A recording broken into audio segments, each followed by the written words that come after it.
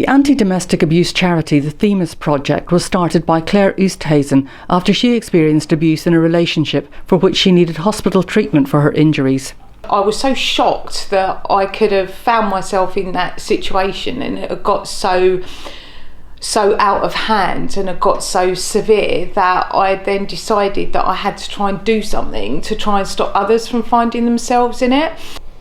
After the COVID crisis, I decided to do some more to help children that are exposed to domestic violence, because domestic violence rates shot right up. And a few times I thought, how would I have coped in the COVID crisis being locked in the house with him?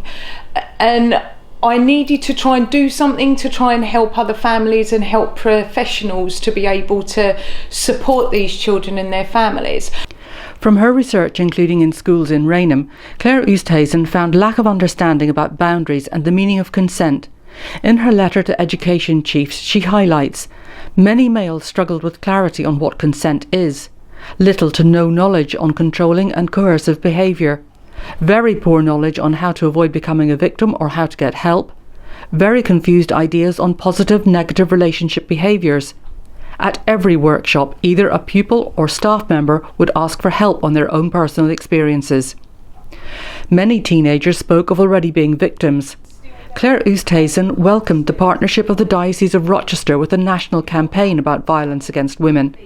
The Bishop of Tunbridge, the Right Reverend Simon Burton-Jones, encouraged men to take a stand when women are demeaned, harassed or abused in a podcast supporting the White Ribbon campaign.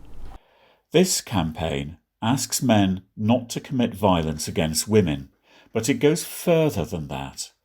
It also asks them not to excuse or remain silent over violence or threats of violence against women.